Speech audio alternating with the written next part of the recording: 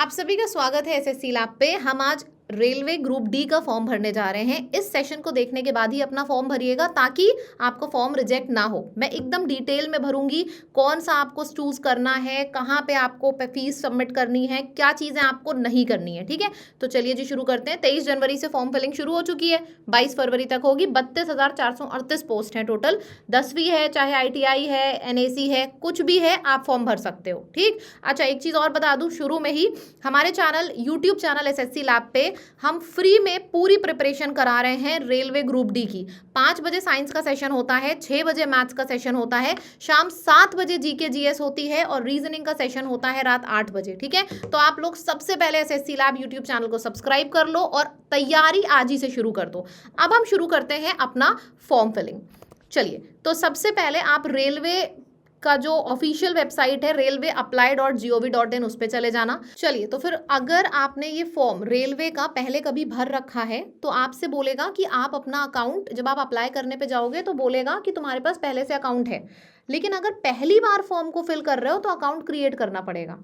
अब चूंकि बहुत से स्टूडेंट्स पहली बार कर रहे हैं तो मैं पहली बार के हिसाब से बताऊंगी। क्रिएट एन अकाउंट आप करोगे, इसमें लिखा है कि अगर भाई तुम्हारे पास पहले से अकाउंट है तो क्रिएट मत करो, पर मैं अज्यूम कर रही हूँ कि आपके पास पहले से अकाउंट नहीं है तो इसको हम दोबारा से क्रिएट करेंगे। जो भी आपकी डिटेल्स हैं भरते जाइए। यहाँ पे इंडिया भर दिया, मैं एक रेफरेंस फॉर्म भर रही हूँ। ठीक है, ठीक है। Have you change your name, अगर आपने कभी अपना नाम बदला है तो आप लिखोगे हाँ, अगर कभी बदला है, और नहीं बदला है तो नो पे क्लिक कर दोगे। ठीक है, ठीक है। उसके बाद जो भी आपकी डेट ऑफ बर्थ है उसको आप कर लो।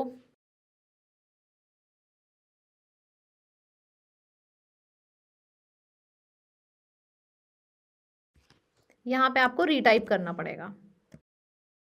ठीक है, जेंडर मैं फीमेल का फॉर्म भर रही हूँ तो फीमेल सेलेक्ट करूंगी। आपका जो भी जेंडर है आप वो सेलेक्ट करिए। फादर का नाम यहाँ पे आपसे पूछा है तो अपने फादर का नाम भरिए, मदर का नाम भरिए।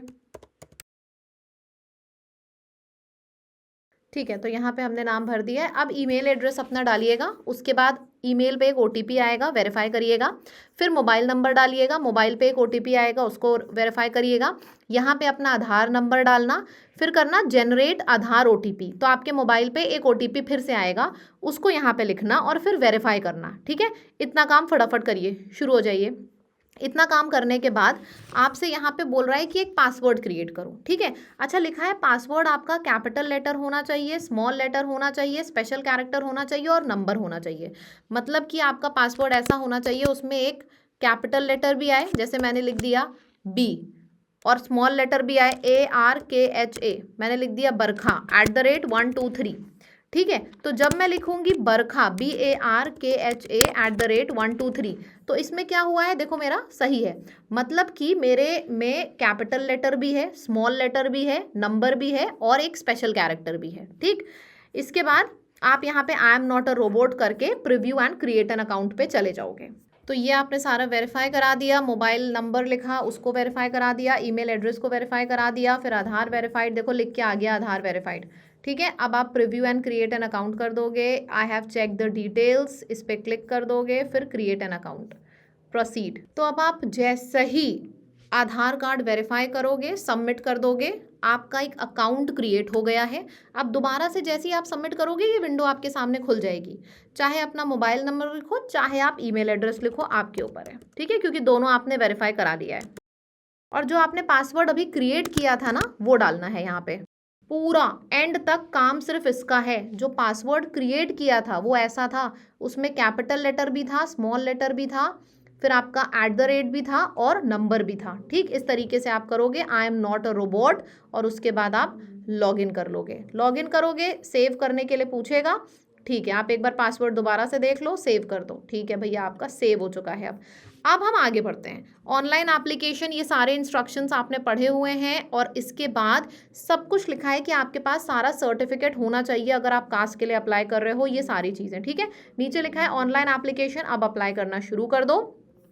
ओपनिंग डेट 23 है, एंड डेट 22 है, ये दोनों हैं। आप इसी वाले फॉर्म को भर रहे हो, RRB वाले को, है ना। तो बस आप यहाँ पे ऐसे करके क्लिक करोगे। ठीक है, उसके बाद नेक्स्ट पे क्लिक कर दोगे आप। You have not choose a RRB, ठीक है। आरआरबी आप कहाँ से अप्लाई कर रहे हो? अजमेर से, बेंगलुरु से, अहमदाबाद से, गुवाहाटी से, कहाँ से आप अप्लाई कर रहे हो? जिस भी आरआरबी को से आपने अप्लाई किया है, आपने सेलेक्ट किया होगा ना कि मुझे चंडीगढ़ से अप्लाई करना है, मुझे चेन्नई से अप्लाई करना है। सपोज चंडीगढ़, मैंने चंडीगढ़ सपोज सेलेक्ट कर लिया। सपोज मैंने चंडीगढ़ वाले आरआरबी से अप्लाई किया है, तो मैं यहाँ पे चंडीगढ़ सेलेक्ट कर लूँगी, ठीक। आपने जिस भी आरआरबी से किया है आप उसको सेलेक्ट कर लेना, उसके बाद नेक्स्ट पे चले जाना, ठीक है। चलो, this data is fetched from the previous data. Previous data मतलब समझ रहे हो, अभी अभी जो हम लोगों ने अकाउंट क्रिएट किया था, ये उस डेटा से फेच कर लिया गया है। इसमें नाम, पापा का नाम, मम्मी का नाम, सब कुछ है। अब जहाँ से चीज़ें हमें भरनी है वहाँ से चलिए भरना शुरू करते हैं। मैरिटल स्टेटस अनमैरिड है तो अनमैरिड भरिए। रिलीजन हिंदू, मुस्लिम, सिख, ईसाई जो हैं वो भरिए। आपकी मदर टंग जो भी है, जिसकी बंगाली है वो बंगाली भरेगा। मेरी हिंदी है तो मैं यहाँ हिंदी भर रही हूँ। किस लैंग्वेज में आप अपना एग्जाम चाहते हो, इतनी लैंग्वेज में आपका पेपर आपको मिल जाएगा। इंग्लिश में चाह रहे हो, हिंदी में चाह रहे हो, जिसमें चाह रहे हो क्लिक कर लो। सपोज हिंदी में आपने भरा तो हमने हिंदी यहाँ पे क्लिक कर दिया है। अच्छा, permanent visible mark of identification, इसका मतलब क्या होता है? आपकी बॉडी में कुछ ना कुछ मार्क होता है। जैसे मेरे लिप्स के ऊपर ये मोल है तो मैं यहाँ पे लिख दूंगी mole above my lips, mole above my lips, ठीक है। फिर मैं लिख दूंगी मोल बिलो माई लिप्स, मेरे लिप्स के नीचे भी मोल है। आपके बॉडी में जो भी साइन है, जो भी साइन है, किसी कभी कुछ हाथ पे निशान है, उंगली पे है, पैर पे है, वो आप यहाँ पे लिख दो, ठीक है। उसके बाद कम्युनिटी आपको सेलेक्ट करना है। अगर आप यूआर हो, मतलब जनरल हो, तो यूआर सेलेक्ट करो। अगर यहाँ पे देखो, मैं दो चीज़ और बता रही हूँ। अगर कोई एससी एसटी कैटेगरी से है, सपोज आपने एससी कैटेगरी सेलेक्ट किया, ठीक है, तो यहाँ पे आएगा आपको एससी कैटेगरी सेलेक्ट तभी आपकी वैलिड मानी जाएगी जब आपके पास प्रॉपर सेंट्रल गवर्नमेंट के द्वारा वेरीफाइड कास्ट सर्टिफिकेट होगा। आपके पास सर्टिफिकेट है, सर्टिफिकेट का नंबर आपसे बोला गया है, किस अथॉरिटी ने इशू किया है, यहाँ पे क्लिक करोगे, इस अथॉरिटी में से किसने इशू किया है आपको सर्टिफिकेट आपका, वो आपको फिल करना है। ये सारी चीज़ें फिल करनी है, वरना आगे नहीं बढ़ पाओगे। इसी वजह फॉर्म भरने से पहले ही सेंट्रल मिनिस्ट्री द्वारा वेरीफाइड आपके पास सर्टिफिकेट होना चाहिए, ठीक है। चलो, फिलहाल मैं तो यूआर का फॉर्म भर रही हूँ तो मैंने यहाँ पे यूआर सेलेक्ट कर दिया। परमानेंट एड्रेस, जो भी आपका परमानेंट एड्रेस है वो आप यहाँ पे भर सकते हो, ठीक है। फटाफट यहाँ पे अब आप एड्रेस भर दो। अच्छा, यहाँ पे लिखा है प्रेजेंट एड्रेस, यहाँ पे लिखा है परमानेंट एड्रेस। अगर आपका प्रेजेंट एड्रेस और परमानेंट एड्रेस सेम है तो आप यहाँ पे जैसे ही टिक करोगे, ये वाला जो इन्फॉर्मेशन है वो अपने आप इस वाले ब्लॉक में भर जाएगी, ठीक है। इसके बाद आप सेव करो। सेव करने के बाद आप नेक्स्ट कर दो। जैसे ही आप नेक्स्ट करोगे, ऊपर लिख के आ जाएगा कि भाई आपका ये डिटेल फिल हो चुकी है। अब आप अदर डिटेल्स वाले कॉलम पे आ चुके हो। अदर डिटेल्स भरते हैं। क्या आप एक्स सर्विसमैन हो? अगर हो तो यस पे क्लिक करो, यहाँ पे बाकी सारी इन्फॉर्मेशन आ जाएगी, उसको भर दो। अगर एक्स सर्विसमैन नहीं हो तो नो पे क्लिक करो। मैं जिसका फॉर्म भर रही हूँ वो नहीं है तो मैंने नो पे क्लिक कर दिया। Are you a person with disability, अगर बॉडी में कोई भी डिसेबिलिटी है तो आप यहाँ पे येस सेलेक्ट करोगे। और इतनी चीज़ें लिख के आ गई हैं कि डिसेबिलिटी की कैटेगरी क्या है, किस तरीके की डिसेबिलिटी है, सर्टिफिकेट इशू है कि नहीं। अगर इस सर्टिफिकेट नहीं है तो यहाँ पे आप येस नहीं कर सकते हो, फिर आपको नो ही करना है, ठीक है। अगर कोई गलती से येस मार्क कर रहा है, अगर किसी के अंदर कोई डिसेबिलिटी है तो ये सारी इन्फॉर्मेशन आपके पास होनी चाहिए, ठीक है, अदरवाइज आप नो मार्क करो। फिर है do you need a scribe, अगर आपके पास यहाँ पे आपने येस मार्क किया होता तो यहाँ पे आप आते, आपको स्क्राइब की ज़रूरत है। मतलब अगर किसी बंदे को अपने साथ लिखवा, कोई एक व्यक्ति चाहिए जो उसका पेपर लिखेगा, तो आप यहाँ पे येस करते हो, अदरवाइज नो। फिर है आपके पास ईबीसी सर्टिफिकेट होल्डर हो, economically backward section of the society, मतलब कि यहाँ पे अगर आपने येस फिल किया तो फिर से वही चीज़ है जैसा कि मैंने आपको बताना चाहूँगी। अगर आप यहाँ पे येस फिल कर रहे हो तो आपके पास डेटा होना चाहिए। अगर आपके पास डेटा नहीं है, मतलब अगर आपने येस फिल किया तो आपके पास ये होना चाहिए, मतलब आपकी एनुअल फैमिली इनकम 50,000 से कम होनी चाहिए, या फिर बीपीएल कार्ड होल्डर आप होने चाहिए। देखो यहाँ पे लिखा है क्लियरली, ठीक है। लेकिन यहाँ पे यस भरने से कोई भी इसका जॉब पे असर नहीं पड़ेगा। ये मत सोचना कि जॉब पे कोई छूट मिलेगी, ऐसा नहीं है। बस क्या होगा, फीस में कंसेशन मिल जाएगा, बस एक ये चीज़ ये होगी, ठीक है। तो अगर आप इसमें यस सेलेक्ट करते हो, और अगर आप नहीं हो तो आप नो सेलेक्ट कर दो यहाँ पे। Are you an employ of Indian railway, अगर हो तो यस सेलेक्ट करो, नहीं हो तो नो सेलेक्ट करो, ठीक है। फिर अगर आप यस सेलेक्ट करते हो तो ये सारी डिपार्टमेंट्स आपके भरने के लिए आ जाएंगे। Current employ details, detail of course completed, are you a course completed act apprentice in railway establishment, अगर ऐसा कुछ है आपके पास तो येस पे करेंगे, वरना नो पे करेंगे। अच्छा, अब यहाँ पे बैंक डिटेल पूछी गई है। बैंक डिटेल क्यों मांगी गई है समझिएगा। यहाँ पे क्या है कि फॉर्म की फीस आपसे अभी ली जाएगी और आपकी बाद में फॉर्म की फीस रिफंड कर दी जाती है आपके पास, ठीक है। तो जिस अकाउंट में आप अपने फॉर्म की फीस चाहते हो उस अकाउंट में आप इसको भर दो। जैसे आप जिस भी होल्ड अपने अकाउंट में चाहते हो, पापा के अकाउंट में चाहते हो वो फीस वापस आ जाए, जितने का भी फॉर्म होगा ना, फॉर्म की फीस वापस आ जाती है। तो किस अकाउंट में आप वापस चाह रहे हो वो आप यहाँ पे डिटेल भर दोगे, ठीक है। ओके, तो हमारी पर्सनल डिटेल्स भर चुकी हैं, अदर डिटेल्स भर चुकी हैं, हमने अपना अकाउंट जो बैंक अकाउंट था वो भी भर दिया ताकि फॉर्म का जो फीस का रिफंड है वो आपके अकाउंट में आए। कुछ लोग सोचेंगे कि चलो हम बैंक के अकाउंट की डिटेल्स ना भरें, आगे बढ़ जाएं, तो आप आगे नहीं बढ़ सकते, मैंडेटरी है भरना, ठीक है। इसके बाद बात हुई है एसेंशियल क्वालिफिकेशंस की। आपके पास आईटीआई के थ्रू आप फॉर्म भर रहे हो तो आईटीआई की डिटेल्स डालोगे, 10th की भर रहे हो तो 10th की डालोगे, ठीक है। 10th का मैंने सेलेक्ट किया क्योंकि मैं जिस स्टूडेंट का फॉर्म भर रही हूँ वो 10th से अप्लाई करना चाह रहा है। फिर सारी की सारी डिटेल्स आप यहाँ पे सेलेक्ट कर लोगे। ये उत्तर प्रदेश बोर्ड है तो वो सेलेक्ट करो, आपका अगर कोई और सा बोर्ड है तो आप वो सेलेक्ट करो। 10th आपने जिस भी बोर्ड से दिया है, ठीक है, उसको आप सेलेक्ट करो, सारी डिटेल्स यहाँ पे भरो।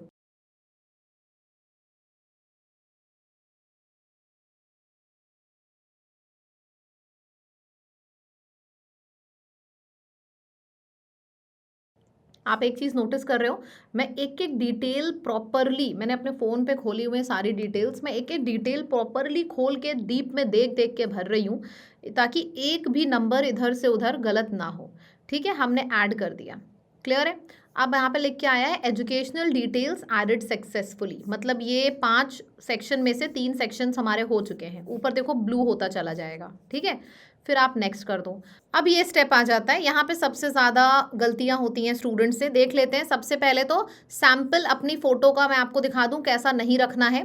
ऐसी नहीं होनी चाहिए फ़ोटो, ऐसी नहीं होनी चाहिए, ना आपने कैप लगाई हो, ना आपने चश्मा पहना हो, हिजाब पहना हो, कुछ भी पहना है ना, फ़ोटो रिजेक्ट हो जाएगी। फ़ोटो सिंपल प्लेन होनी चाहिए इस तरीके से, तभी वो एक्सेप्ट होगी, ठीक है।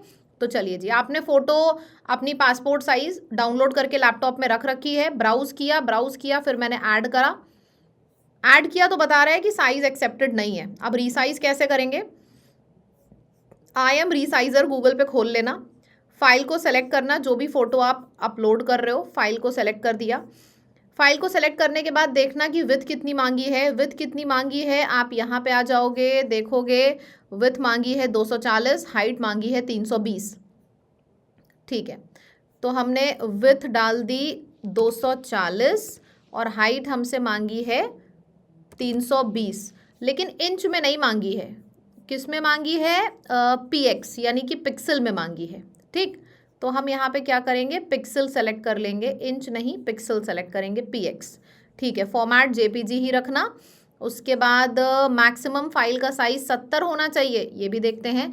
साइल 50 से 100 के बीच में कुछ भी हो सकती है, ठीक है। मतलब यहाँ पे जो 70 है बिल्कुल सही है, यूनिट इसकी KB है, सब कुछ सेट हो चुका है, ठीक है। अब नेक्स्ट डाउनलोड पे करना, नेक्स्ट डाउनलोड करोगे, ये देखो आपका डाउनलोड यहाँ पे हो चुका है, ठीक है। अब दोबारा से यहाँ पे आइएगा, फिर से ब्राउज़ करिएगा और फिर से जो आपका ये नया आई एम रीसाइज़र से डाउनलोड हुई है उसको यहाँ पे सेलेक्ट कर दीजिएगा, ठीक है। 240 है, 320 है, सब कुछ सही हो चुका है, डॉक्यूमेंट में वो एकदम सटीक आ रही है। Maximum size should not be 100 KB and minimum इतना, ये सब हम लोगों ने ऑलरेडी चेक कर लिया है, ठीक। चलिए, हमारा ये यहाँ पे फिल हो चुकी है, जो हमारी इमेज है यहाँ पे देखो आ चुकी है। बाद में जब आप प्रीव्यू करोगे तो आपको दिखेगी। अब सिग्नेचर के लिए भी सेम काम कर लेते हैं, सिग्नेचर के लिए भी हम लोग सेम काम कर लेते हैं। तो हमने क्या किया, फिर से आई एम रीसाइज़र पे गए, फिर से क्या किया, फिर से फ़ोटो अपलोड करेंगे, रिफ्रेश करिए, फिर से अपलोड इमेज करना है, सेलेक्ट फाइल करिए, जो भी आपने अपना साइन किया हुआ है, पेपर पे फ़ोटो ले रखी होगी ना साइन करके, उसको अपलोड करो।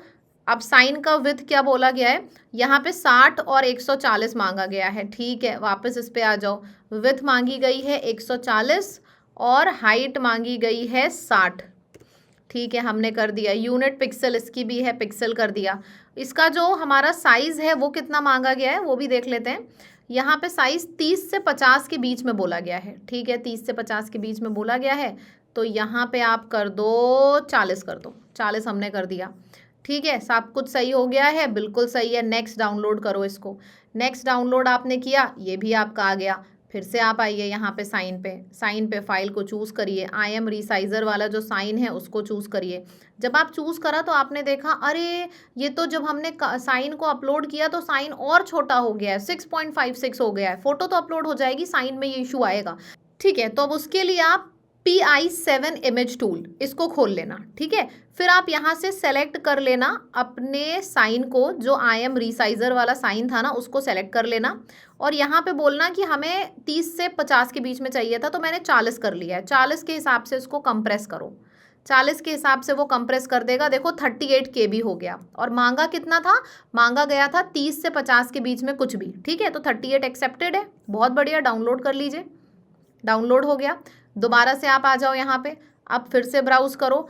फिर से आप ब्राउज़ करोगे तो आपको बोलेगा कि कौन सा सेलेक्ट करना है, ये वाला जो रिसाइज हुआ है, रिसाइज वाला हमने सेलेक्ट किया है। ठीक है, ब्राउज़ किया है, अब एकदम सही आ चुका है। देखो 30 KB से रिलेटेड है, बाकी एकदम सब कुछ बढ़िया है, सब कुछ बढ़िया है ना। ठीक है, ये भी हमारा हो चुका है अपलोड, ये भी अपलोड हो चुका है। अब आप इसको सेव कर दो। ये देखिए आपने अपनी जो इमेज है वो पूरी सेट कर ली थी इसके हिसाब से, यानी कि लेंथ आपने, विड्थ देख ली आपने, हाइट देख ली, 50 से 100 KB के बीच में है। कैसे सेट करना है ये भी मैंने आपको सारा कुछ बता रखा है। साइन भी आपने सेट कर लिया, आपने ब्राउज़ करके सेलेक्ट भी कर लिया। एक चीज़ ज़रूर याद रखिएगा, जब आप ब्राउज़ करके इसको सेलेक्ट करोगे ना साइन को, तो यहाँ पे ऐसे टिक आएगा, इस टिक पे क्लिक करिएगा। ठीक है, जब आप टिक पे क्लिक करोगे तभी यहाँ पे फॉर्म आपको आपका साइन और फोटो दिखेगी।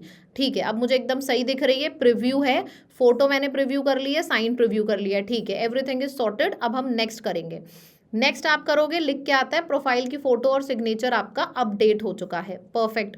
अब आ जाएगा। ठीक है, अब आपको अपनी RRB सेलेक्ट करनी है। शुरू में जब हमने फॉर्म भरा था याद है, चंडीगढ़ सेलेक्ट किया था, तो चंडीगढ़ से रिलेटेड ये सारी पोस्ट हैं। अब आप सोच रहे हो कि क्या हम सिर्फ एक के लिए अप्लाई करें, नहीं, आप सब के लिए कर सकते हो। जितना आप ऐड करते जाओगे ना यहाँ पे, उतना आपको यहाँ पे फिल होता हुआ चला जाएगा।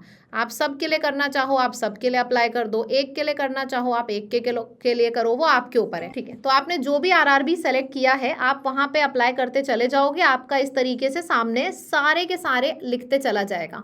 Order of preference for eligibility, I am interested to apply. देखो मैंने सारा कर दिया है, आपको 2 करना है, अपने प्रेफरेंस के हिसाब से करना है, ऊपर नीचे इसको रखना है, आप अपने हिसाब से प्रेफरेंस कर सकते हो। ठीक है, जैसे मेरा ये जो है असिस्टेंट, मैं इसको बाद में प्रेफरेंस रखना चाहती हूँ तो मैंने देखो इसको ये बाद में कर दिया।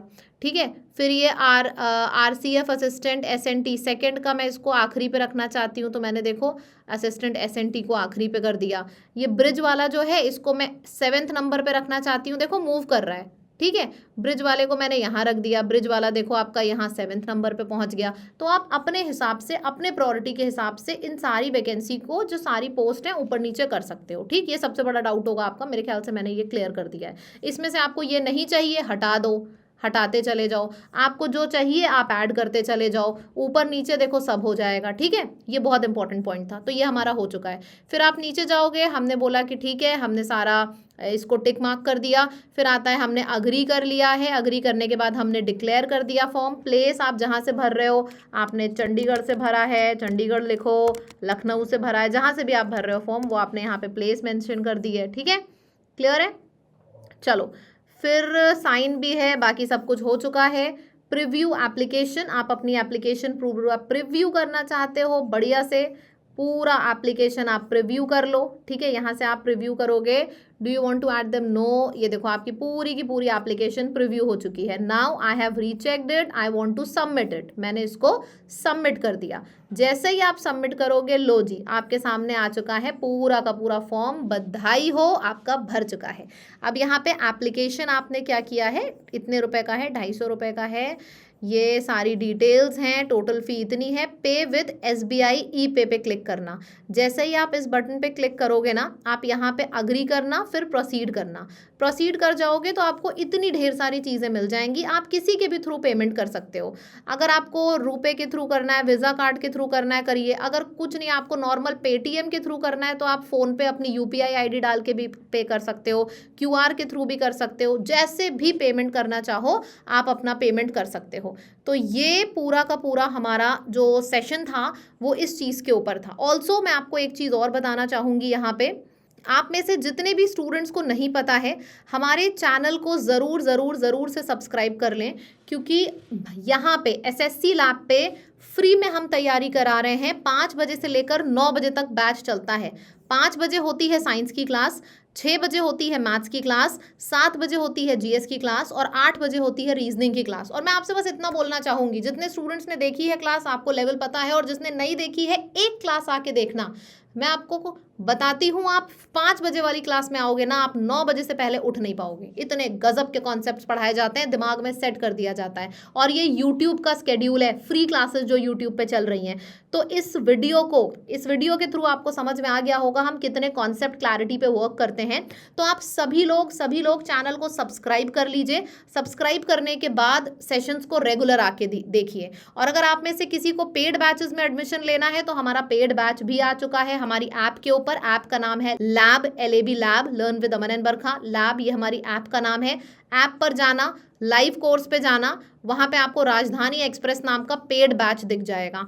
आप इस कोड का इस्तेमाल करिएगा LAB लैब, तो आपको डिस्काउंट मिल जाएगा, बहुत हैवी डिस्काउंट मिलेगा इस कोड का इस्तेमाल करने पे। तो लैब कोड का इस्तेमाल करिए और आप पेड बैच में एडमिशन ले सकते हो। जिसको यूट्यूब पे फ्री में तैयारी करनी है, आप हमारे 5 बजे से लेकर रात में 9 बजे तक का यूट्यूब पे बैच कर सकते हो, ठीक है। तो ये सारा कुछ था जो मुझे आपसे शेयर करना था, and I would really love to know कि आपका सब कुछ अच्छे से आपको समझ में आ चुका है। मैं आपकी बरखा मैम अब I am really signing off from this session. तो do let me know in the comment section कि मैंने जिस तरीके से फॉर्म फिलअप आपका कराया वो आपको कैसा लगा, ठीक है। मुझे एक एक चीज़ कमेंट में लिख के बताइएगा, और वीडियो को सब्सक्राइब करना मत भूलिएगा चैनल को। Thank you so much, bye bye.